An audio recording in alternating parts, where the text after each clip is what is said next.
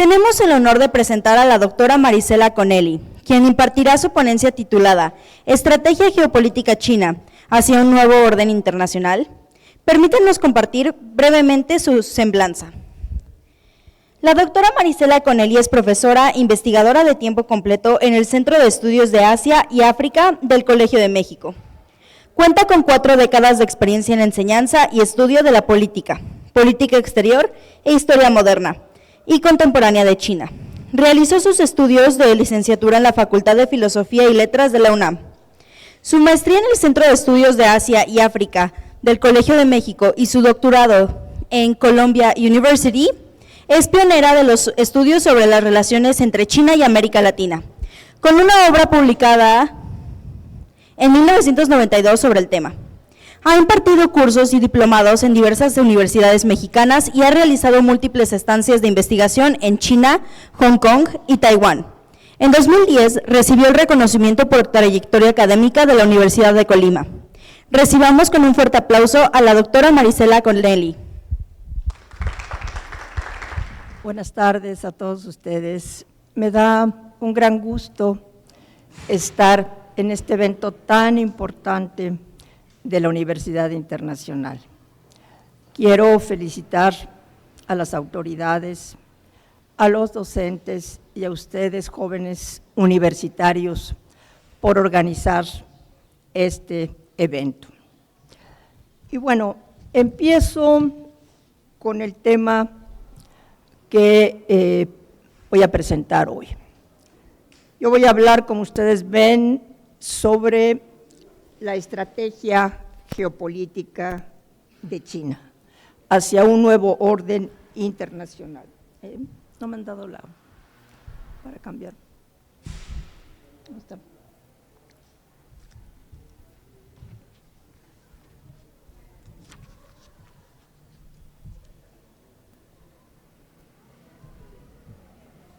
A ver, no lo oigo.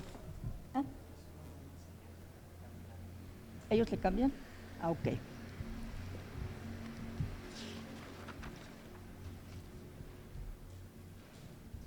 Para que nosotros podamos entender qué es lo que está pasando alrededor de China, cuál es la posición de China en el sistema internacional actual, cuáles son las pretensiones de China para alcanzar un puesto importante en este sistema internacional. Para poder entender eso, nosotros tenemos que remontarnos un poco a la historia de China, porque como vamos a ver más adelante en esta conferencia, los líderes chinos toman mucho en cuenta la historia de China. Siempre están atentos a lo que ha pasado en China, porque ha tenido repercusiones en la forma en que se ha desempeñado China en los años posteriores. Por eso es importante que entendamos cuál era el sistema de relaciones internacionales que tenía China en siglos anteriores. China siempre se consideró el imperio del centro.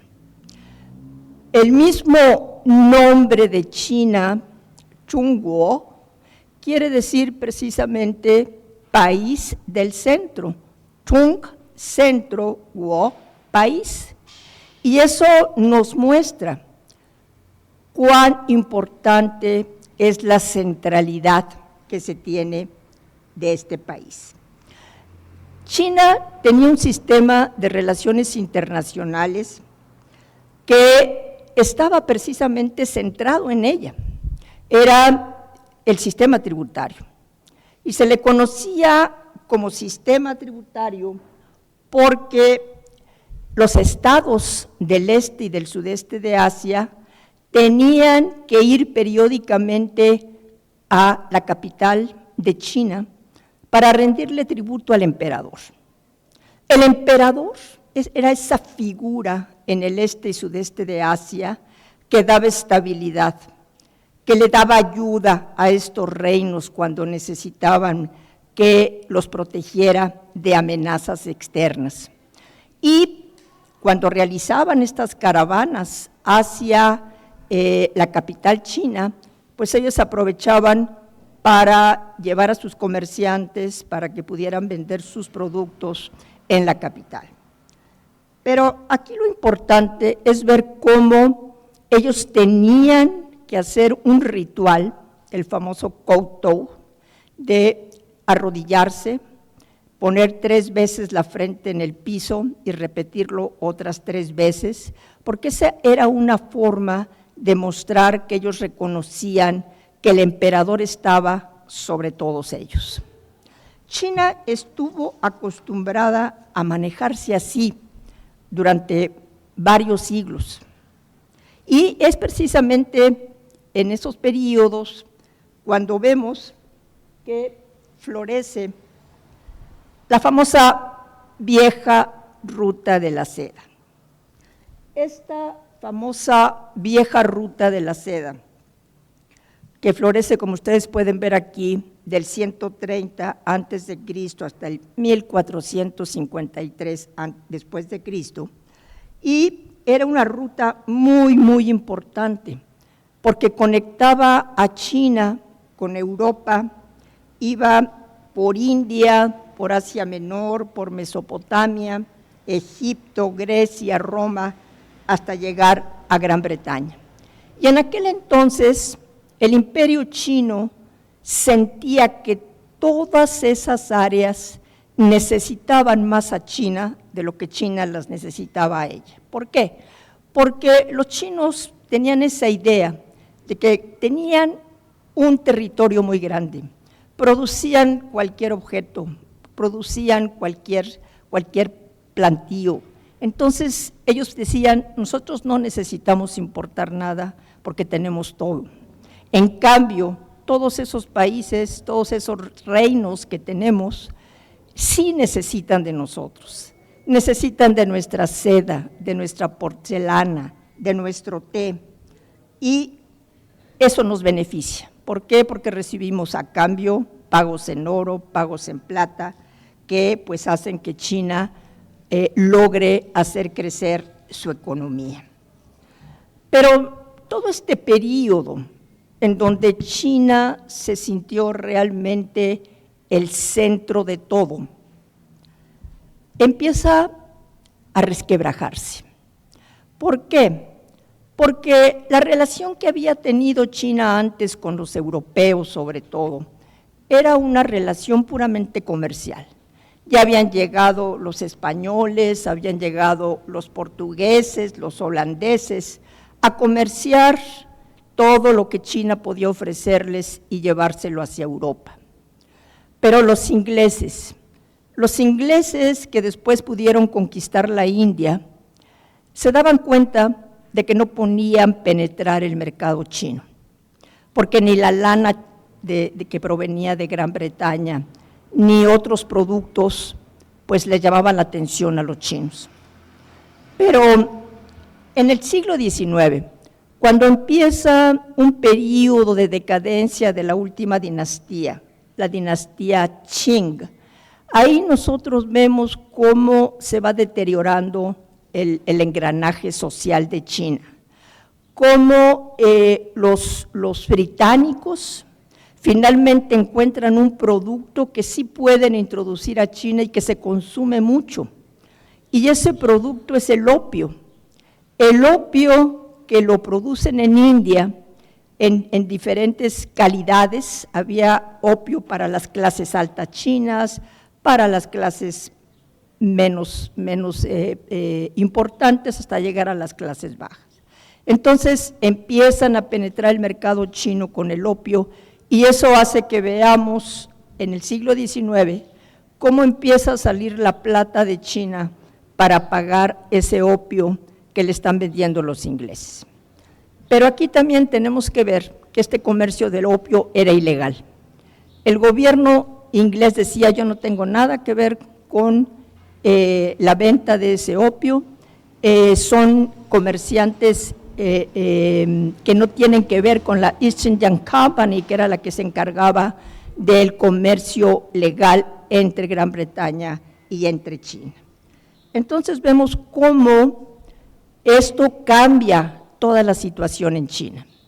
Cuando los ingleses ven que el gobierno chino no les quiere abrir más puertos para su comercio, porque ellos estaban concentrados en el puerto de Cantón, es entonces cuando empieza todo un movimiento político en Gran Bretaña para que finalmente el Parlamento acepte que se abra China y que se abra por medio de la guerra.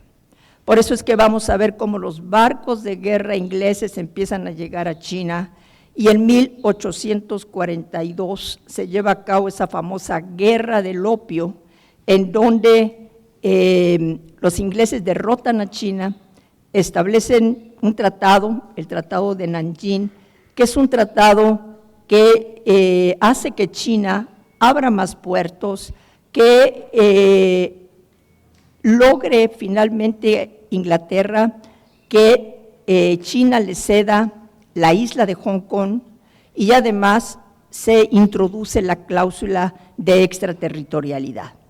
¿Qué quiere decir esto? Que China está impotente ante las potencias extranjeras, porque después de Gran Bretaña vienen otras potencias europeas, después Estados Unidos también, para firmar tratados desiguales con China y obtener ventajas como las que obtuvo Gran Bretaña. Entonces prácticamente China se queda en una situación bastante precaria. Vamos a ver cómo en la segunda parte del siglo XIX los líderes chinos están buscando la forma de salir de esa situación. Pero no era fácil porque, bueno, en ese entonces hay un gobierno débil en China que no es capaz de llevar a cabo una reforma integral que incluya los avances tecnológicos que están proveniendo de Europa y que finalmente, pues los pocos esfuerzos que hacen no tengan el resultado que ellos pensaban que iban a tener. En cambio, Japón que también tuvo que abrirse al mundo. Recuerden ustedes que Japón estuvo cerrado por 2 siglos cuando estaba gobernándolo los Tokugawa, la dinastía Tokugawa. Ellos cerraron a Japón y no permitieron que tuviera contacto con el exterior. Pero a mediados del siglo XIX llega el Comodoro Perry y dice, o abren ustedes el país o yo lo abro con mis cañones. Entonces, Japón también se abre. Japón también tiene que firmar tratados desiguales, sin embargo, Japón logra hacer una reforma integral política, económica y social que le permite absorber la tecnología occidental y para fines del siglo XIX ya tenemos un Japón fuerte, un Japón que está enfrentando a China. En 1894 se lleva a cabo la guerra sino-japonesa en la que Japón derrota a China. Y al ser derrotada China, pues tiene que aceptar el famoso Tratado de Shimonoseki, en donde le tiene que ceder Taiwán a Japón, además de hacerle otras concesiones. Entonces vemos cómo a fines del siglo XIX, China está en muy malas condiciones. China está debilitada. Y eso hace que la dinastía Qing caiga en 1912, que se establezca una república con bases muy endebles y que se venga todo un periodo de desunión en donde China pues sigue con esa misma situación en donde las potencias europeas y el mismo Japón están sacando cada vez mayor ventaja. No va a ser sino hasta 1949, cuando finalmente el Partido Comunista Chino derrota a los nacionalistas y establece la República Popular China. Y el gobierno nacionalista de Chiang Kai-shek se va a refugiar a la isla de Taiwán, que la isla de Taiwán había sido devuelta a China en 1945, cuando finalmente Japón es derrotado después de la Segunda Guerra Mundial. Entonces, aquí vemos en dónde se origina también este problema tan grave que tenemos ahorita entre China y Taiwán, porque el problema desafortunadamente continuó hasta la fecha. Pero, ¿qué hacen los comunistas chinos? Los comunistas chinos, en primer lugar, dicen, China ya no es la misma China de antes. China ahora es una China fuerte, que se sabe defender, que está dentro del bloque socialista junto a la Unión Soviética y que no está dispuesta a que las potencias europeas y Estados Unidos se metan en los asuntos de China. Y es por eso que vemos a un partido comunista que, no obstante que había acabado apenas la guerra civil, pues se mete en la guerra de Corea, que está ya en 1950. Recuerden ustedes que Corea, después de la Segunda Guerra, queda dividida en Corea del Sur con Syngman Rhee y en Corea del Norte con Kim Il-sung. Y en esta guerra de Corea, por un lado, pues China se ve realmente afectada. Apenas estaba estableciéndose la República Popular China, pero por el otro gana mucho prestigio porque dicen, bueno, China está ayudando a un hermano socialista, está enarbolando la bandera del internacionalismo proletario. Y lo que hace el Partido Comunista Chino es establecer un tipo de economía planificada, una economía que es muy semejante en la forma en que se organiza a la de la República Socialista de la Unión Soviética, con planes quinquenales, con establecimiento de las metas que se van a seguir en cada plan.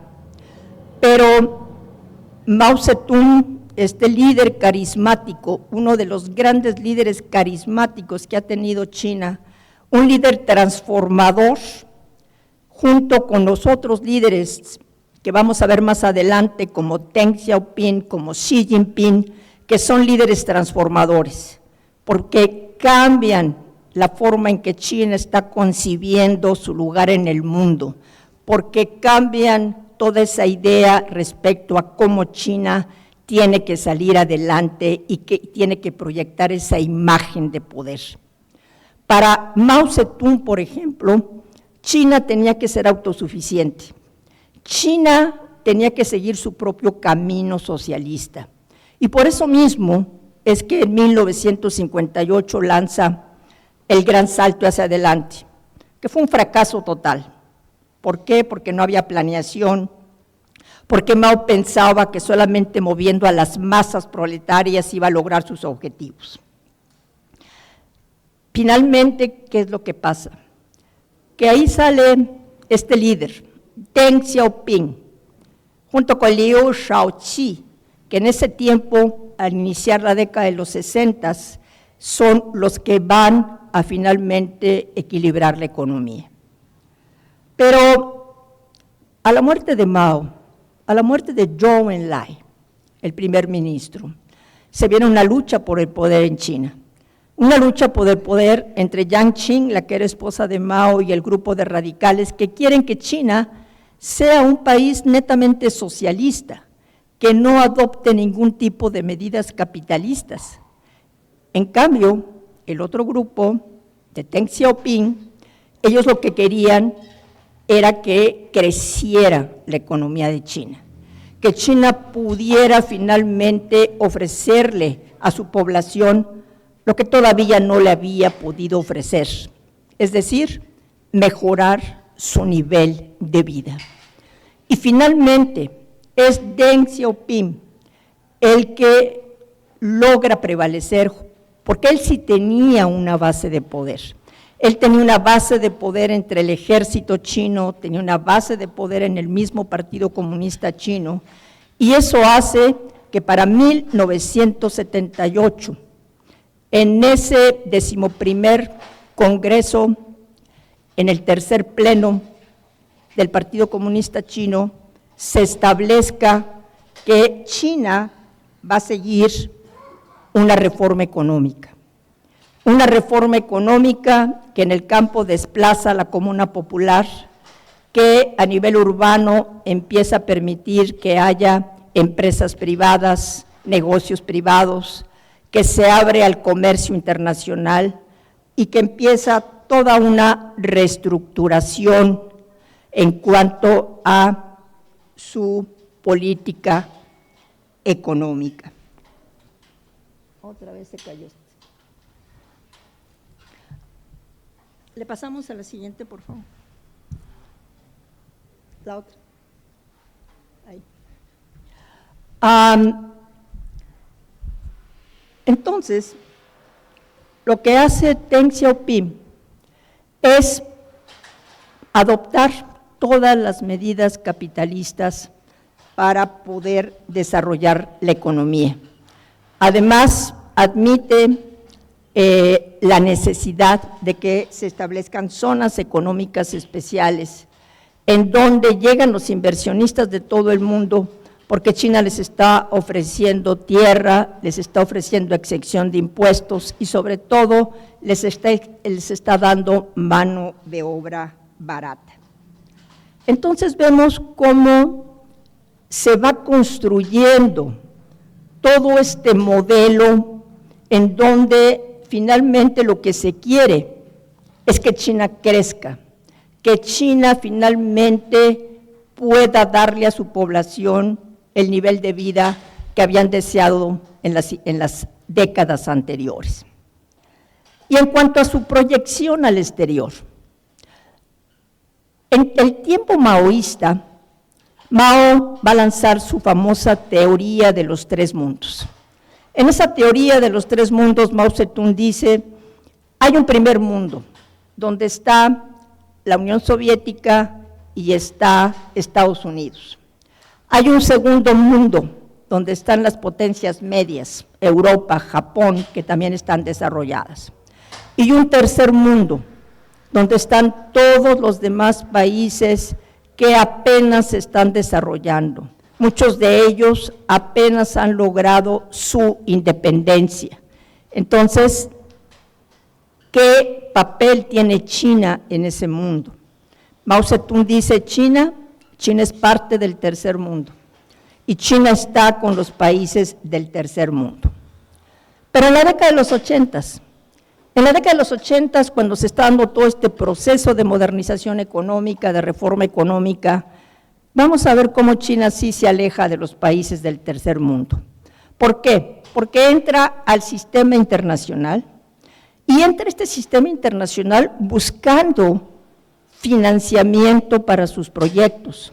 China entra al Banco Mundial, China entra al Fondo Monetario Internacional, está pidiendo préstamos, entonces entra en competencia con los países del famoso tercer mundo. Aunque Deng Xiaoping sigue diciendo que China forma parte del tercer mundo, en realidad lo que China está haciendo ahorita en esa década de los 80s es relacionarse con Estados Unidos, que desde 1979 establecen relaciones diplomáticas. Ustedes recuerdan, internacionalistas, cómo en 1972 Nixon va a China y con eso, bueno, empieza a establecerse una relación entre China y Estados Unidos que culmina finalmente con el establecimiento de relaciones diplomáticas. Entonces, en la década de los 80 estamos viendo que China está entrando a esa fase en donde lo que necesita es el apoyo de los países desarrollados. Se va alejando de los países del tercer mundo y se está metiendo en el sistema internacional, pero simplemente está aceptando las reglas que ya están establecidas en el sistema internacional.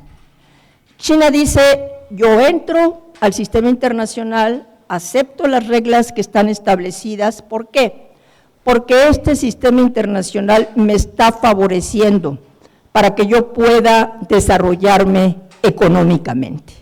Entonces, en estos periodos, todavía en la década de los 90, parte de la primera década del siglo XXI, estamos viendo que China tiene este papel dentro del sistema internacional. Ahora, ¿qué hace Jiang Zemin, que es el líder que gobierna en la década de los 90? Jiang Zemin va a seguir más o menos la misma línea que ha seguido Deng Xiaoping. En los 90 China sigue creciendo económicamente, se sigue proyectando a nivel internacional, gracias a que está buscando su entrada en la Organización Mundial de Comercio, es que Puruñi sigue llevando a cabo toda esa reforma económica y macroeconómica que se necesita para que finalmente China sea aceptada en la OMC. Pero todavía en los 90, lo que estamos viendo es cómo los líderes chinos sienten que todavía no tienen la suficientemente fuerza como para poder hacerle frente a Estados Unidos. No sé si ustedes recuerden ese incidente que hubo a fines de la década de los 90, cuando un bombardero de Estados Unidos bombardea la embajada china en Kosovo. Los chinos se enojaron mucho, los chinos pensaron que no había sido una casualidad, pero cuando se reúne el liderazgo a discutir todo lo que había pasado, ellos dicen, no nos podemos enfrentar todavía a Estados Unidos. ¿Por qué? Porque no tenemos la fuerza suficiente para enfrentarnos a Estados Unidos. Es decir, China seguía reconociendo que Estados Unidos seguía siendo la superpotencia. Sobre todo en esa década de los 90, cuando ustedes saben que en el 91 cae la Unión Soviética. Entonces, China está esperando su tiempo. Cuando llega el siglo XXI y ya tenemos a Hu Jintao gobernando China, ahí es donde vamos a ver cómo, en cuanto a política económica, China decide irse al exterior. ¿Qué quiere decir esto de irse al exterior?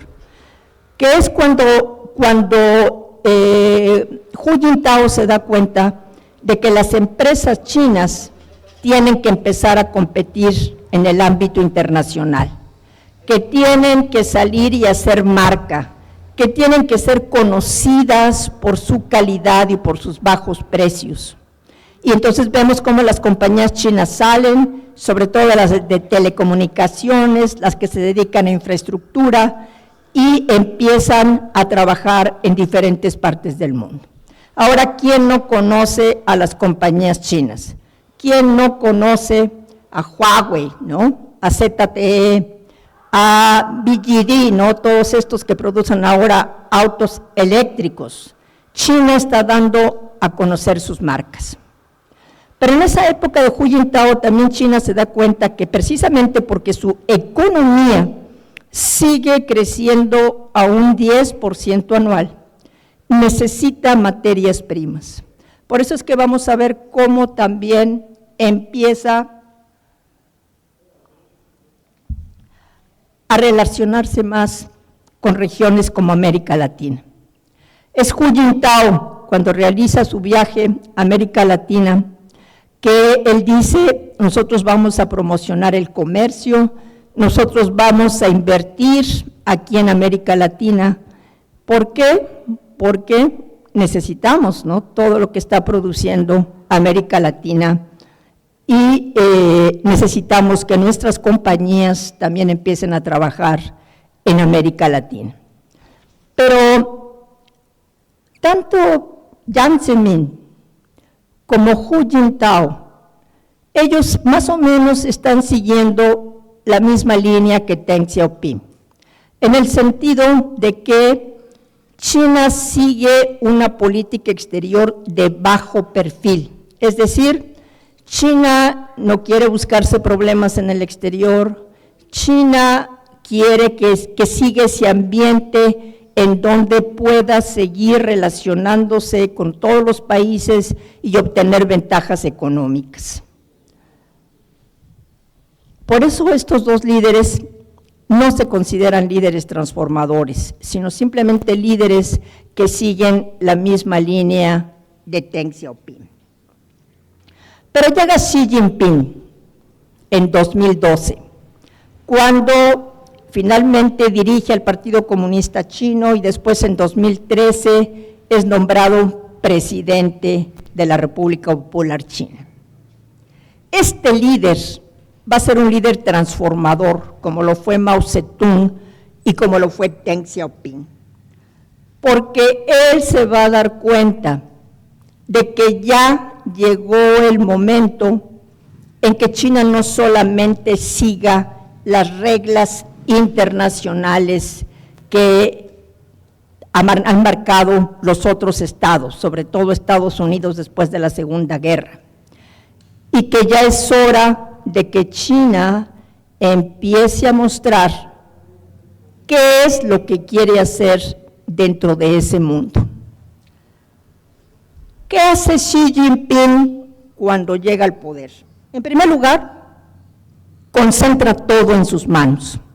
Deja a un lado todos los órganos de partido y los órganos de gobierno y empieza a formar grupos pequeños dirigidos por él para que él pueda estar al tanto de todo lo que pasa en política interna, todo lo que pasa en política exterior y cómo se van planteando todos los cambios para que China realmente empiece a proyectar otra imagen a nivel internacional. El modelo que se había seguido, que estaba basado en la exportación, estaba basado en la inversión extranjera, poco a poco se va dejando a un lado, porque los líderes chinos se van dando cuenta de que China cada vez tiene menos espacios de acción, porque llega un momento en que el gobierno de Estados Unidos se da cuenta de que China está creciendo, de que China se está metiendo en áreas que pues eran áreas que controlaba Estados Unidos y que pues no le gusta que tenga ese papel protagónico a nivel internacional. Entonces Xi Jinping lo que dice, ahora vamos a seguir un modelo económico en donde vamos a enfatizar la autosuficiencia y la estrategia de doble circulación, que enfatiza tanto en la demanda interna como en el sector servicios, la necesidad de que el sector servicios crezca. Y ese sector privado que durante todas estas décadas ha crecido mucho en China, un sector privado que es el que realmente ha hecho que crezca la economía china, porque prácticamente el 60% de todos los empleos los da el sector privado. Y ese sector privado nunca tuvo apoyo de los bancos estatales, siempre tuvieron que buscar sus financiamientos por las vías tradicionales chinas, ¿no? Con las familias, con los amigos, viendo cómo los bancos tradicionales les daban financiamiento y aún así, con todas esas dificultades, el sector privado creció muchísimo. Por eso es que cuando llega Xi Jinping y ve a un líder como Jack Ma, ustedes conocen a Jack Ma, ¿no? Este gran magnate chino, que en una reunión que tiene con líderes del Partido Comunista Chino, dice, pero ¿qué les pasa a ustedes? ¿No se dan cuenta que tienen que modernizar los bancos estatales? Los bancos estatales están funcionando como si fueran casas de empeño. Imagínense ustedes decirle eso en su cara a los funcionarios chinos. Era una afrenta muy grande, porque acuérdense ustedes que en la cultura asiática, no solamente China, sino todo el este de Asia, para los chinos, es terrible perder cara, ¿no? Y ahí pues los líderes chinos estaban perdiendo cara ante lo que estaba diciendo Jack Ma. Entonces es cuando Xi Jinping intenta acotar a los empresarios, decirles, bueno, ustedes han crecido mucho, ustedes han aprovechado toda la reforma económica, pues ahora tienen que trabajar también más por las metas nacionales que tenemos y si no, pues atienden a las consecuencias. Entonces, por eso, en un primer momento vemos cómo el sector privado, pues sí se siente muy presionado por esta actitud de Xi Jinping. La siguiente, por favor. Ahora, lo interesante de todo esto es que a partir del gobierno de Xi Jinping, vamos a ver cómo se le da un nuevo impulso a la política exterior de China. Xi Jinping se va a dar cuenta de que es necesario que China muestre que es un país fuerte, pero además que es un país que tiene sus propios valores, que es un país que históricamente ha tenido una presencia importante en el este y en el sudeste de Asia, y que ahora esa presencia quiere que sea global. Ya desde fines de los 90 veíamos cómo China ayuda a los países del sudeste de Asia cuando se viene esa gran crisis financiera de 96-97. Ahí se gana a los países del sudeste de Asia, porque estos países se dan cuenta de que China no estaba compitiendo con ellos, sino que al contrario, quería ayudarlos y quería que entraran en sus cadenas de producción para que pudieran ellos sentir la influencia positiva del desarrollo económico de China. Vemos también cómo cuando está el periodo de Hu Jintao, se va a seguir esa misma dinámica. ¿Por qué? Porque las relaciones económicas con los países del este y sudeste de Asia está creciendo mucho. China se está convirtiendo en el primer socio comercial tanto de Japón como de la Asociación de Naciones de Países, de la Asociación de Naciones del Sudeste de Asia. Se está convirtiendo también en el primer socio comercial de Corea del Sur.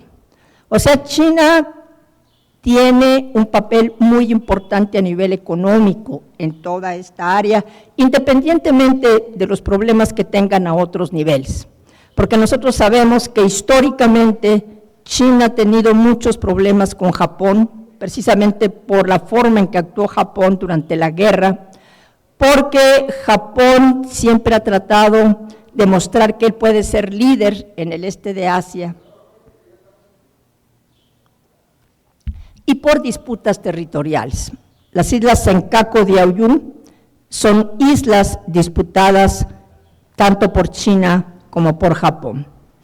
Y también China tiene problemas territoriales con varios países del sudeste de Asia, por islas que están en el mar meridional de China.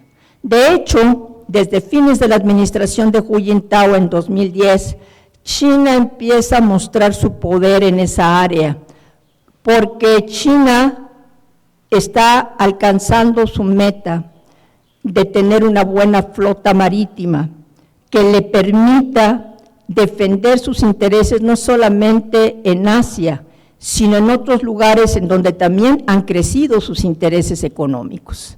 Entonces, esa es una meta que tiene China, el tratar de mostrar que es el líder regional y que puede tener una buena relación con estos países, y aunque haya disputas territoriales. Y con Xi Jinping lo que estamos viendo es cómo otra vez se empieza a enfatizar en ese papel de China como núcleo central en la red de países. Se ve como la nación a través de la cual fluyen todos los intercambios económicos y culturales, tal como ocurría en esa famosa ruta de la seda de la que estábamos comentando. Y esta visión, como ustedes pueden ver aquí, va más allá de los límites territoriales y adopta esa idea de comunidad global interconectada por intereses compartidos y de respeto mutuo. Entonces estamos viendo un cambio muy importante dentro de la concepción que va teniendo Xi Jinping acerca de lo que está pasando en el mundo y del papel que tiene China. Xi Jinping piensa que ya llegó la hora. Llegó la hora en que China tiene que tener el lugar que le corresponde a nivel internacional. Que China ya tiene todos los elementos económicos, políticos, de proyección global para ir cambiando las reglas del juego en el sistema internacional. Y por eso es que cada vez va a entrar más en conflicto con Estados Unidos. Porque todavía en el periodo de Hu Jintao, los primeros años del siglo XXI, había coincidencias entre Estados Unidos y China. Cuando fue el evento tan terrible, cuando atacaron las Torres Gemelas en Nueva York, lo que hace el liderazgo chino es acercarse a Estados Unidos y brindarle todo su apoyo. Después, cuando en Taiwán gana la oposición con el Partido Democrático Progresista, que siempre había deseado que Taiwán declarara su independencia, vemos cómo Estados Unidos está del lado de China. ¿Por qué? Porque el gobierno de Bush Jr. en Estados Unidos dice no vamos a permitir que se desestabilice la situación en el estrecho de Taiwán. Así es que no permitimos que este líder empiece a hacer cambios que debiliten precisamente esa estabilidad en el estrecho de Taiwán. Entonces vemos coincidencias entre los dos. Pero ya desde fines de la administración de Obama, lo que vemos es cómo el gobierno de Estados Unidos vuelve otra vez sus ojos a Asia y al este de Asia, porque había estado muy involucrado en todas las cuestiones de Medio Oriente. Entonces Obama dice, Estados Unidos no se ha ido. Estados Unidos sigue presente en el este y el sudeste de Asia. Y es su famosa política de pivote, ¿no? Donde dice China debe de aceptar que Estados Unidos sigue siendo una potencia en el este de Asia. Y cuando llega Donald Trump en su primer periodo, vemos cómo va a enfatizar en esta posición. Donald Trump va a decir, Estados Unidos está presente en Asia. Estados Unidos no va a permitir que el Partido Comunista Chino siga extendiendo su influencia en el este y en el sudeste de Asia. Entonces vemos cómo con Trump otra vez se vuelve a dar una confrontación profunda con China, que no tiene que ver nada más con la cuestión comercial, sino que tiene que ver precisamente por la disputa de liderazgo internacional. Eso es lo que están disputándose China y Estados Unidos. Ahora, la siguiente, por favor.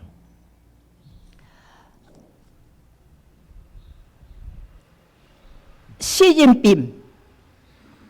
Xi Jinping tiene una concepción de espacio estratégico. Ese espacio estratégico de China que se va expandiendo de manera gradual a todos los rincones del mundo y que está tratando también de moldear al mundo de acuerdo a los intereses chinos.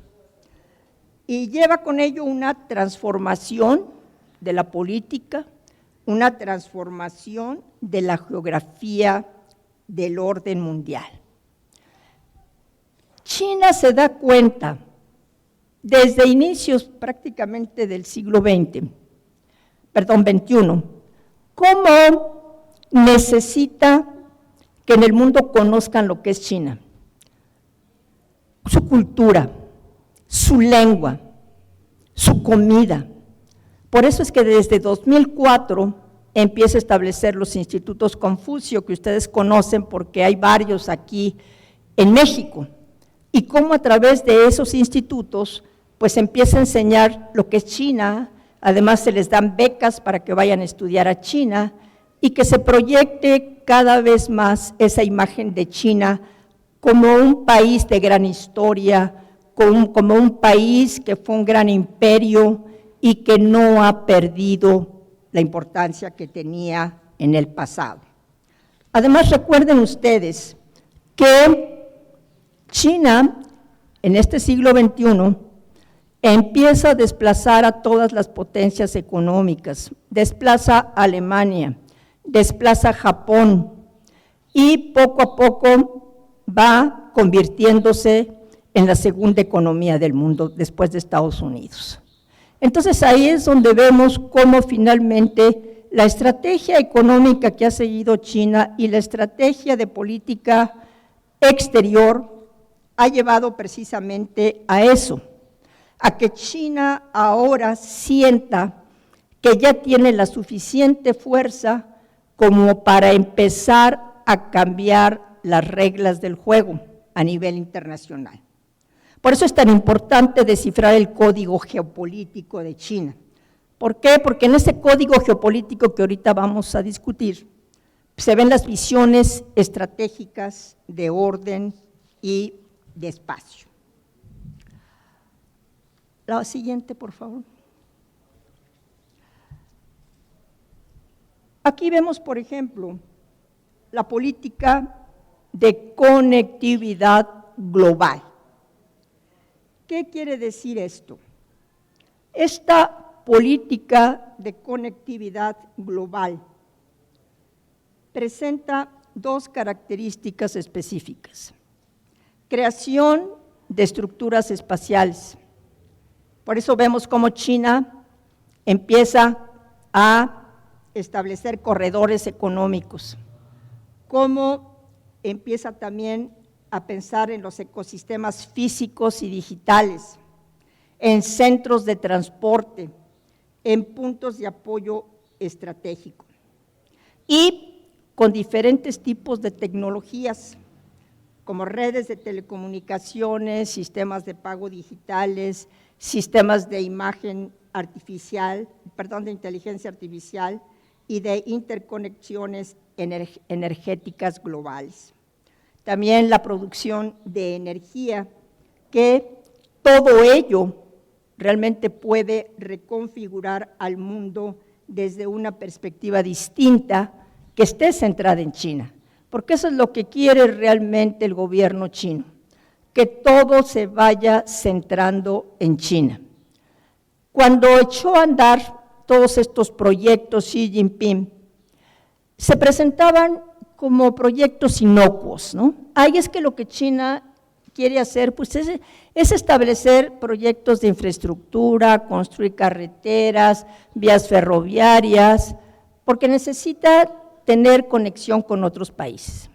Pero no se veía lo que había detrás de todo esto, que era toda una estrategia tendiente precisamente a cambiar las reglas del juego. Entonces vemos cómo el gobierno chino empieza a tratar de que estos puntos de conectividad se conviertan en una cuestión estratégica de geopolítica. Y va a ser precisamente a partir de 2015 que se empieza a hablar en los discursos de los líderes chinos sobre el principio de acoplamiento, que va a sustituir precisamente a lo que hacían antes, que era nada más la integración con el sistema internacional. ¿Qué quiere decir esto? Quiere decir que finalmente el periodo de integración pasiva se acabó y que China ahora, con este acoplamiento, trata de definir la nueva dirección de la política china. menos adaptación a las normas y prácticas internacionales y una promoción activa de la propia senda de desarrollo y de su modernización. También el acoplamiento indica esa preferencia que tiene China por un enfoque de gobernanza basado más en la cooperación y en la colaboración. Entonces, estamos viendo cómo en este acoplamiento los líderes chinos lo que tratan de hacer es precisamente eso, ir modificando las reglas, las normas y los valores dominantes a nivel internacional y tratar de introducir todos los valores chinos. Entonces, ¿qué es lo que finalmente, la siguiente por favor, qué es lo que finalmente trata de hacer China? China sí está tratando de hacer a un lado a Estados Unidos. Lo hemos visto en todos estos años. Desde que Xi Jinping está en el poder, cómo se empieza a proyectar a nivel internacional y a nivel regional. Cómo a nivel regional, que le pone mucha atención a los países del área, empieza a seguir una política que se conoce como la política del buen vecino. China les ayuda, China les protege, China les guía. Y al mismo tiempo, a nivel internacional, sigue con esa misma retórica. China ayuda, China protege al sistema internacional porque China valora mucho a la Organización de Naciones Unidas y no quiere que haya un hegemonismo estadounidense, quiere que haya un multilateralismo con diferentes polos de poder. Pero le faltaba algo a todo esto. Le faltaba tener ese marco sistémico para que finalmente pudiera entenderse mejor qué es lo que quería el gobierno chino hacer con todo esto y cómo podría finalmente ir redefiniendo el marco político, el jurídico, el normativo de la política internacional. Esto lo va a hacer Xi Jinping por medio de sus iniciativas. Ese es el marco que va a servir para decir, miren, China tiene estas propuestas, China puede realmente hacer el cambio positivo. Y para poder llevar a cabo todo esto, lo que hace el gobierno chino es apoyarse mucho en los países en vías de desarrollo. Ahora sí, esos países del que fue el tercer mundo, del que a partir de los 90 se le empieza a llamar sur global, ese sur global es el que le va a servir a China finalmente para poder llevar a cabo todos estos proyectos. ¿Por qué?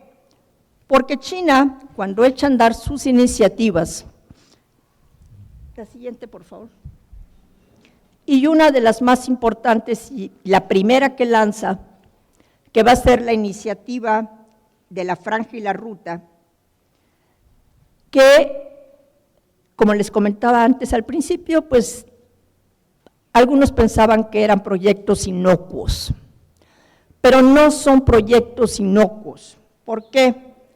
Porque la Franja y la Ruta, ahí nosotros vemos cómo China lo que intenta es penetrar en las diferentes regiones.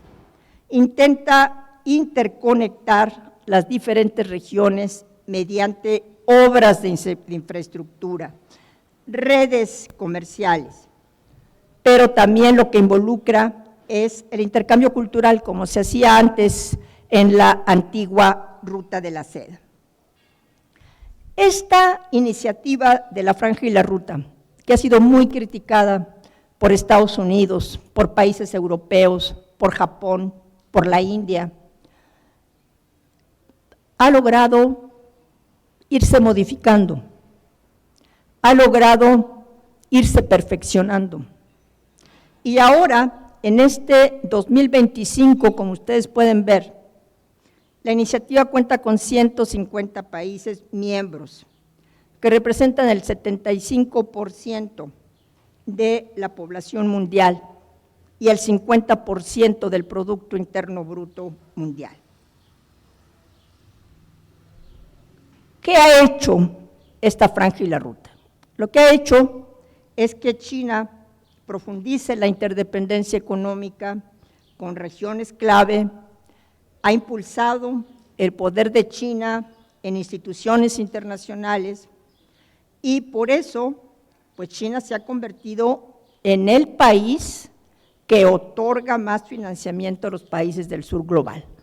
Por eso no nos extrañemos, ¿no?, de que China está muy metida en países del sudeste de Asia, está muy metida en países de Asia Central, está muy metida en Medio Oriente, que Medio Oriente era una región que China pues realmente nunca había tenido presencia, ahora tiene muchísima presencia en Medio Oriente, y no solamente presencia económica, también presencia política. Y en América Latina, que en América Latina China tiene muchísimos proyectos de infraestructura, tiene muchísimas conexiones, ¿no?, económicas con estos países, y simplemente ese fabuloso puerto de Chancay, que está en Perú y que se inauguró en noviembre del año pasado, que realmente transforma el comercio. ¿Por qué? Porque va a servir para tener una interconexión más cercana con Asia. Entonces vemos cómo ha transformado este escenario la iniciativa de la Franja y la Ruta. La siguiente, por favor. Pero ¿por qué también es importante la Franja y la Ruta? Todos estos proyectos que ha lanzado China en la Franja y la Ruta. Porque promueve sus estándares. Se utilizan los estándares chinos para hacer los rieles de los trenes, los materiales, los motores que se utilizan también en el transporte en carretera, y sus empresas son las que realizan este tipo de proyectos, y también se lleva también mano de obra china para que participe en estos proyectos. Y sí, China sí está comprometida con el desarrollo de los países donde están todos estos proyectos, pero obviamente que tiene un beneficio para ella misma, ¿no?, precisamente por todo esto que estamos comentando. Quiere que todos estos países que tienen esta influencia china por medio de estos proyectos, pues cada vez se vuelvan más dependientes de la tecnología china. La siguiente, por favor. Y aquí vemos precisamente a ver, sigue el mapa, ¿no? Un mapa en donde están las diferentes rutas que sigue la Franja y la Ruta, ¿no? Cómo ha logrado interconectarse con las diferentes regiones, llegando a Europa, llegando a África, Medio Oriente y después hasta América Latina, aunque aquí no se ve en este mapa. Ahora, China también está haciendo esas propuestas con un lenguaje diferente. Lo que está intentando China es que su lenguaje político también se empiece a adoptar a nivel internacional. Por eso China empieza a hablar de la construcción de una comunidad con futuro compartido para la humanidad. Y esta concepción, como ustedes pueden ver aquí, lleva a la idea de un mundo más justo, más equitativo, basado en la apertura y la inclusión. China dice, ¿por qué los países en vías de desarrollo, el famoso sur global, ¿por qué siempre tiene que estar relegado? ¿Por qué en las organizaciones internacionales los que tienen mayor porcentaje de votos son los países desarrollados y los países del sur global no lo tienen? ¿Por qué se les ponen tantas trabas a los países cuando piden préstamos? ¿No? Porque dicen, no, es que si quieres que te preste, dice el FMI o el Banco Mundial, tienes que mejorar la situación de derechos humanos en tu país, tienes que avanzar a la democracia, si no, no te prestamos. Entonces dice China, ¿por qué? ¿Por qué ponen ese condicionamiento a los países? ¿Por qué quieren que adopten los valores que ellos tienen? Entonces, con toda esta retórica, pues China lo que quiere es ir cambiando los ejes en donde giran los demás países. Está ofreciendo opciones de desarrollo diferentes. Pero un punto muy importante que debemos de considerar es precisamente cómo China utiliza la Organización de Naciones Unidas. Ustedes saben que en los últimos tiempos, el mismo Estados Unidos y otros países desarrollados le han dado muy poca importancia a la Organización de Naciones Unidas. China la pone en el centro de todo esto. Dice, es vital que nosotros sigamos tratando de que tenga un papel central la Organización de Naciones Unidas. Es muy importante que tomemos en cuenta lo que dice Naciones Unidas. Y ese es otro de los puntos, ¿no?, que está enfatizando China, la necesidad de fortalecer las organizaciones internacionales que sirven según China. Por ejemplo, la Organización Mundial de la Salud, cuando fue todo este problema del COVID-19, ¿qué hizo Estados Unidos? Estados Unidos prácticamente le retira el apoyo a la Organización Mundial de la Salud, no la toma en cuenta. En cambio, China se aprovecha de esa situación, le da apoyos económicos a la Organización Mundial de la Salud, empieza a repartir por todos lados todo lo que se necesitaba para combatir al virus, ¿no? Entonces, por eso China dice, es importante que nosotros fortalezcamos las organizaciones internacionales. Ahora, la siguiente iniciativa, por favor, la siguiente. La iniciativa de seguridad global. Esta iniciativa de seguridad global la lanza China en 2022 y tiene que ver precisamente con esa seguridad que está basada en el Estado y en donde los principios de soberanía y de no injerencia en los asuntos internos de los países se constituyen como elementos muy importantes. China dice, aquí en esta iniciativa el diálogo va a ser prioritario. Lo mismo la exportación de tecnologías relacionadas con la seguridad. China le ha estado vendiendo alta tecnología de seguridad a varios países, sobre todo a los países que tienen fronteras con ella. China tiene varias fronteras con países de Asia. Entonces, lo que hace es venderles estos equipos de seguridad para que sus fronteras estén protegidas. Lo mismo con países también de Asia Central, les ha vendido toda esta tecnología. Y además ha tratado que todos estos países la apoyen en esa política que sigue, por ejemplo, hacia el grupo uigur en Xinjiang, en donde, pues, ustedes saben que China ha sido muy criticada por la forma en que ha tratado a este grupo, que lo trata de asimilar a las costumbres chinas, se le ha acusado de reprimir a este grupo.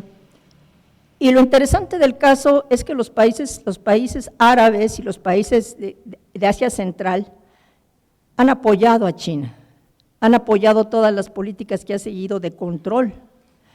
Y todos esos países son los que han recibido todos estos sistemas de seguridad que está produciendo China con alta tecnología. Entonces vemos que la seguridad, como pueden ver aquí, es más transnacional, más interconectada y más diversa. Y tiene que ver con las amenazas de seguridad, tanto tradicionales como no tradicionales. El terrorismo, la ciberseguridad, el cambio climático, la bioseguridad. Entonces, China lo que ha hecho es construir plataformas internacionales, mecanismos para el intercambio y la cooperación para enfrentar precisamente esos retos de seguridad. La siguiente, por favor. Y la iniciativa de la civilización global. Esta iniciativa, como ustedes pueden ver aquí, la da a conocer en 2023, y ahí lo que trata de hacer China es mostrar que sus valores, que todas sus normas, su ética, son superiores a los valores occidentales. Pero ella dice, nosotros no vamos a imponer nuestros valores, porque sabemos que hay diferentes civilizaciones. Entonces lo que queremos es que se respeten los valores de cada una de estas civilizaciones, pero también los valores comunes que tiene la humanidad. Ese fomento de la herencia, la innovación y la necesidad de tener intercambios personales. Además, China está muy interesada en que se entiendan los valores propiamente chinos. Dice China, nosotros siempre hemos querido la armonía. En los tiempos dinásticos, cuando teníamos el sistema tributario, cuando China era fuerte, había armonía, había paz en la región. Cuando China no era fuerte, es entonces cuando se venían los problemas, ¿no? Entonces, hay que fomentar la armonía, hay que aprender mutuamente y hay que pensar en un progreso compartido, respetando la diversidad. Entonces, no es la imposición de la civilización china, sino también el respeto a las otras civilizaciones. La siguiente, por favor. Y finalmente, que es una de las más importantes y la última, la iniciativa de la gobernanza global.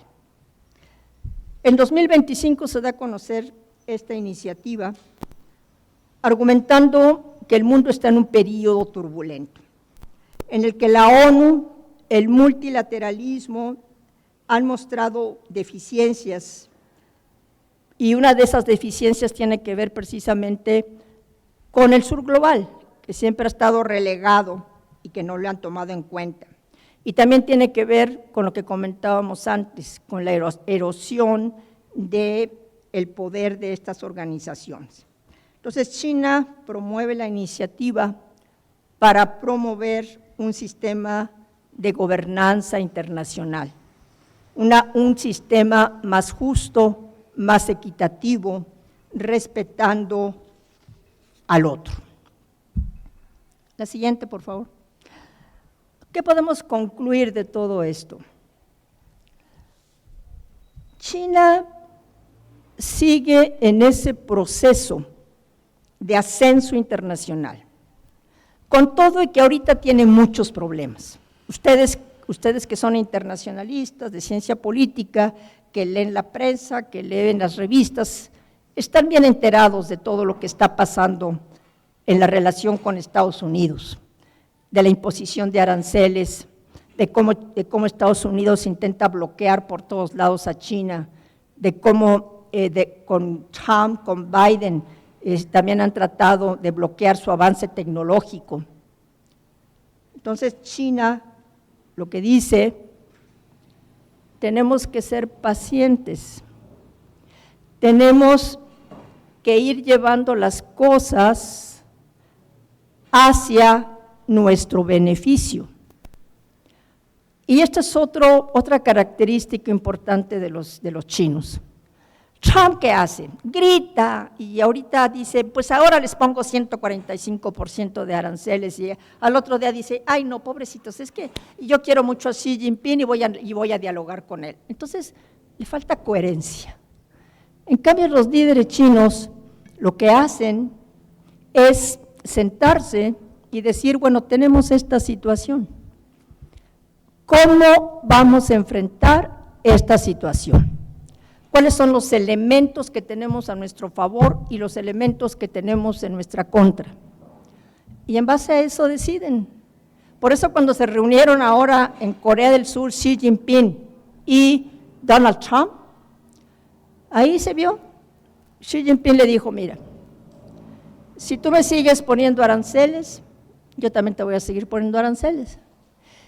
Y no te voy a vender tierras raras, que ustedes saben que son todos estos metales que se necesitan para la nueva tecnología. Entonces, negociemos para que así evitar que tengamos más daños en nuestras economías.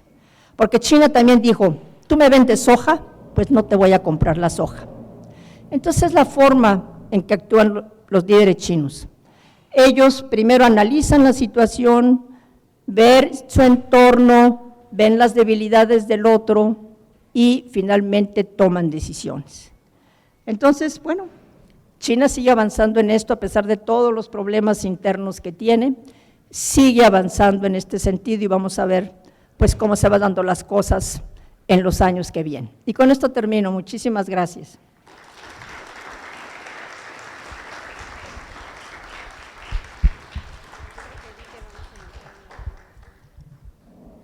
Chicos, en este momento iniciamos una ronda de preguntas y respuestas.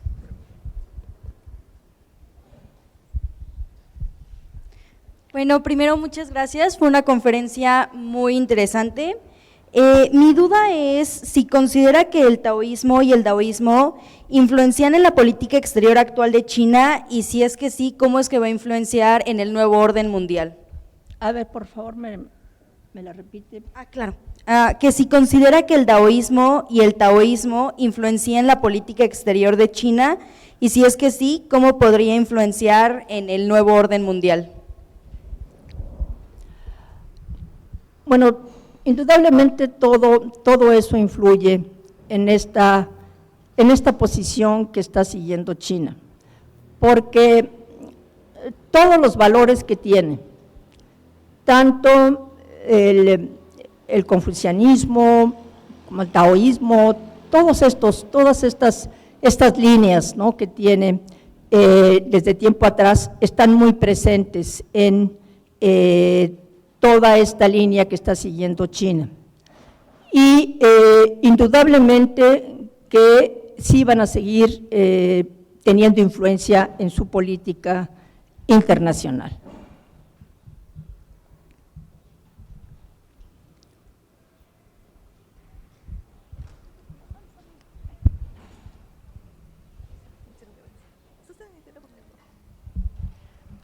Muy buenas tardes. Primero que gracias, muchas gracias por la conferencia, fue muy interesante. Y mi pregunta va directamente a la situación actual en China, específicamente en la región, bueno, con la situación que estábamos viendo ahorita en Taiwán. Acabamos de ver hace unos días sobre su primer ministro de Japón y las declaraciones que hizo sobre cómo ellos estaban dispuestos a defender la soberanía de Taiwán y cómo China acaba de responder a eso. ¿Podríamos considerar que en un futuro podría llegar a haber un conflicto en esta región por la misma situación en Taiwán y que el conflicto escale debido a la presencia de Japón? Bueno, ustedes saben que históricamente China ha defendido su territorio y para China Taiwán es parte de su territorio. ¿Por qué? Porque históricamente había pertenecido a China. Estuvo 50 años como colonia japonesa, pero después regresó otra vez a provincia china. Y después cuando se fue Chiang Kai-shek ahí, pues fue cuando definitivamente se separó de China. Y ahorita Estados Unidos, que se había alejado un tanto de las cuestiones del estrecho de Taiwán, como comentábamos antes, ahora otra vez está muy metido en las cuestiones del estrecho de Taiwán y además están defendiendo al gobierno de Taiwán porque dicen es un gobierno democrático. Entonces, ¿cómo va a ser absorbido por un gobierno central como es el gobierno del Partido Comunista Chino? Y Japón, recuerden ustedes que por la alianza que siempre ha tenido con Estados Unidos desde fines de la Segunda Guerra Mundial, cuando es derrotado y es ocupado por Estados Unidos, Japón prácticamente acepta los valores occidentales, acepta las posiciones de Estados Unidos y precisamente porque tiene problemas con China, las disputas que comentábamos de las Islas Senkaku, ahora está tomando una posición también muy cercana a Estados Unidos, diciendo que Estados Unidos tiene la obligación de defender Taiwán si es atacado por China. Y aquí lo que estamos viendo es cómo Estados Unidos está haciendo que sus aliados, Japón principalmente, estén adoptando la línea que está siguiendo con respecto a Taiwán. Además, están pensando en que sí se va a dar una guerra en el estrecho de Taiwán. Ellos dicen, así como se dio una guerra en Ucrania, lo mismo va a pasar en el estrecho de Taiwán, porque China va a llegar y va a invadir a Taiwán y entonces Estados Unidos y sus aliados van a tener que intervenir. Y esta no es una posición nueva de Japón. Desde que estaba Shinzo Abe, él decía eso.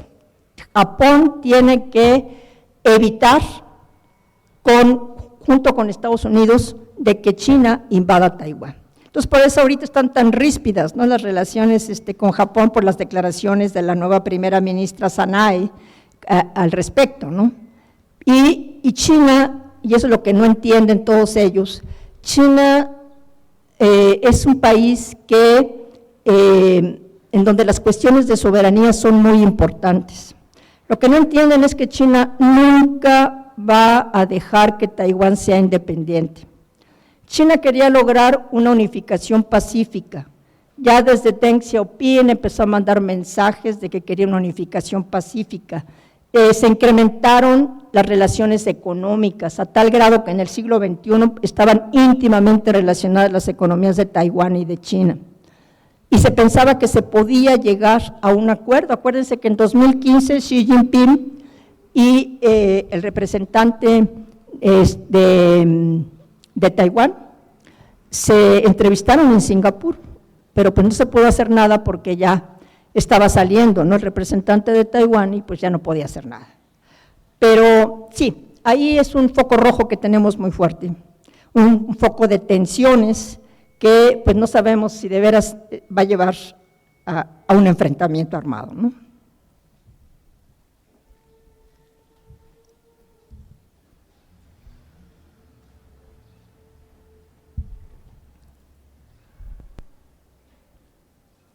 Bueno, muchas gracias, doctora, por tan interesante ponencia. Mi pregunta va más relacionado a cómo China se ve como núcleo central de países, ya no solo como un centro económico, sino también un centro político, y mi pregunta va más relacionado a lo regional, en el sentido de cómo México debería ver a China. ¿Qué mecanismos o qué herramientas debería adoptar México para acercarse o alejarse de la influencia en China? Y en ese mismo sentido, sobre todo, ¿qué es lo que más le conviene a China?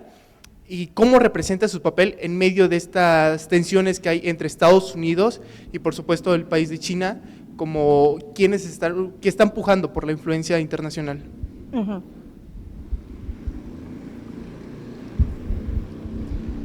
Bueno, la relación de México y China siempre se ha caracterizado por ser una relación asimétrica.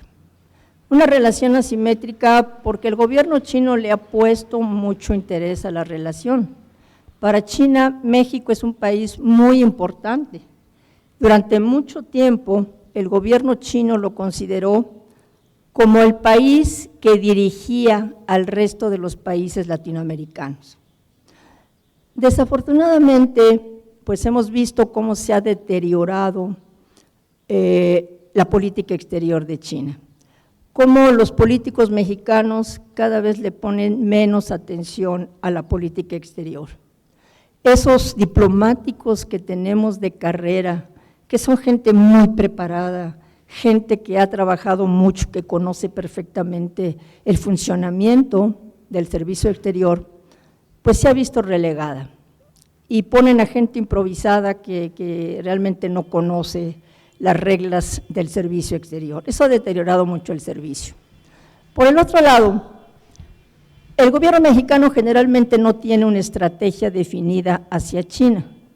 Simplemente va reaccionando conforme se van presentando los hechos.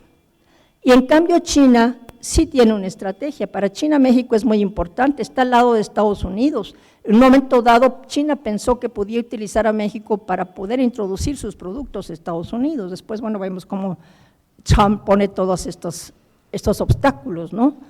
Pero China piensa que México tendría que revalorar la relación con ella, porque el gobierno mexicano, cuando hemos visto que entra, por ejemplo, un presidente nuevo, entra un presidente y al principio le pone mucha atención a China, pero después ya lo deja todo y ya no hace nada. Y el gobierno chino, ¿qué hace? Al principio también está muy entusiasmado, pero cuando ve que no hay respuesta del otro, pues dice, bueno, pues yo me espero a que llegue otro gobernante a ver si con el otro podemos tener algo. Cuando llegó Enrique Peña Nieto, que bueno, tendrá todos los defectos que ustedes quieran, pero ese hombre cuando llegó al poder, dijo, yo quiero tener una buena relación con China. Desde que fue gobernador en el Estado de México, lo que hizo fue convocarnos a los académicos que trabajamos China, nos llevó allá al Estado de México, nos hizo que les diéramos clases sobre China a toda la gente que trabajaba con él, fue al foro de Boao de ese año, que es muy importante en China, que se hace cada año, y después cuando fue presidente, invitó a Xi Jinping a que viniera aquí, a México. Entonces eso estrechó mucho la relación. A los chinos les gusta mucho cuando se da la relación a alto nivel. Los jefes de Estado que se sientan y negocian y planean cómo va la relación. Ustedes saben que cuando entra el gobierno de López Obrador, pues no le interesa la política exterior, no le interesa tampoco mucho la relación con China, y los chinos pues vuelven a tomar esa misma actitud de que pues no me hace caso, pues me espero a ver qué pasa.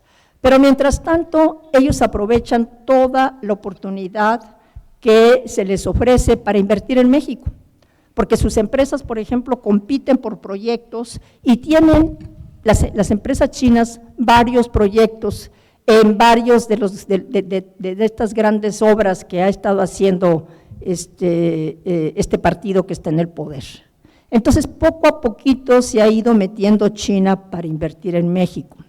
Además, poco a poco se fue metiendo también en el mercado para introducir sus nuevos productos. Esos nuevos productos que tienen que ver precisamente con los automóviles eléctricos, que pues ahora los vemos por todos lados aquí en México, y que tienen que ver también con los demás productos de alta tecnología que China está tratando de introducir al país. Pero volvemos a lo mismo. China sigue su propia política de acuerdo a sus intereses y el gobierno mexicano, desafortunadamente, no tiene una política hacia China.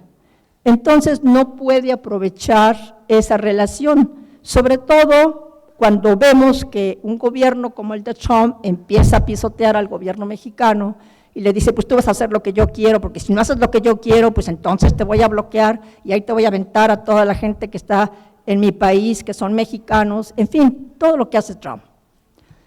Y México no sabe utilizar la relación que tiene con China para tratar de contrarrestar las políticas que está siguiendo Donald Trump. Al contrario, Trump le dice, pues ahora le vas a poner aranceles a China, pues entonces México le pone aranceles a China. Entonces, no saben utilizar la relación con China. Ese es el grave problema que tiene el gobierno mexicano.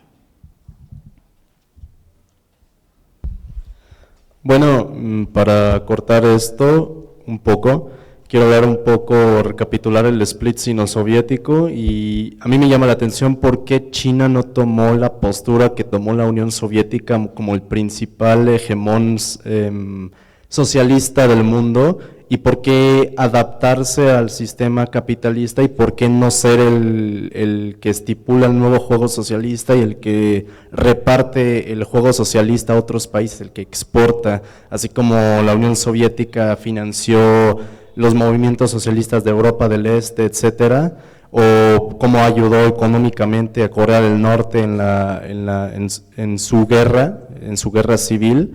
y así a Vietnam, ¿no? ¿Por qué no ser ellos el nuevo jugador rojo? Porque ellos se sabe que son la nueva razón del terror rojo hoy en día, entre comillas, nuevo terror rojo, porque está claro que Estados Unidos tiene una chinofobia otra vez. Bueno, es que China no es como la Unión Soviética. La Unión Soviética tuvo un poder muy, muy grande cuando realmente ese poder hacía que Estados Unidos pensara dos veces en atacarla. Y en ese periodo de Guerra Fría, ustedes se acuerdan cómo hubo crisis muy importantes, como la crisis de los misiles en 62, como la crisis que se da en el estrecho de Taiwán, cuando en 58 Mao bombardea las islas Quemoy-Mauch y en 54 también. Eran potencias que realmente estaban controlando una parte del mundo y que con sus armas nucleares tenían un poder disuasivo muy importante.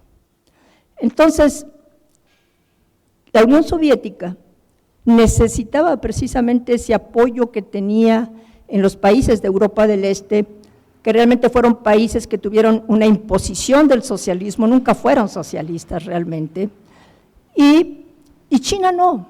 Bueno, China en aquellos tiempos, por supuesto, que no tenía el poder que tenía la Unión Soviética, y China nunca pensó en tener una esfera de influencia de ese tipo, además no podía. La China maoísta no podía tener una esfera de influencia de ese tipo y seguía necesitando a la Unión Soviética. Aun cuando se pelearon en la década de los 60, seguía necesitando que hubiera ese equilibrio de la Unión Soviética por un lado y Estados Unidos por el otro. Y lo vemos después, cuando se acerca a Estados Unidos, ¿qué es lo que pasa? Que se vuelve a equilibrar ese triángulo en relación precisamente a Estados Unidos, China y por el otro la Unión Soviética. Aún con todo el poder que tiene ahorita China, no está pensando en una expansión como la que tuvo la Unión Soviética. Además, los tiempos han cambiado mucho, la tecnología pues, es un elemento fundamental. Entonces, son otros instrumentos que está utilizando China para introducirse en diferentes áreas geográficas, para hacer sentir que China es importante, que China puede ofrecer opciones de desarrollo que no las puede ofrecer Estados Unidos, que China es propositiva y que sí está utilizando los mecanismos que ahora tiene a su mano. ¿Cuáles son esos mecanismos que ahora tiene a su mano? Estos grupos que ha formado. Por ejemplo, la Organización de Cooperación de Shanghái, en donde están países muy importantes de Asia y de otras regiones del área. También pensemos en los BRICS, que ahorita los está utilizando mucho China, precisamente para formar esos bloques que se necesitan y contrarrestar las políticas de Estados Unidos y sus aliados. Por eso es que empezaron a permitir que se ampliara ese grupo de países de los BRICS y que entraran otros países como asociados que están en espera de ser países miembros. Ha creado también el Foro de Cooperación con África desde el año 2000, el Foro de Cooperación con Países del Golfo, en el Medio Oriente, el Foro de Cooperación China-CELAC en América Latina. Entonces, utiliza todos esos elementos precisamente para irse introduciendo en todas estas regiones. Entonces, es muy diferente la forma en que ahorita se está proyectando China a nivel internacional.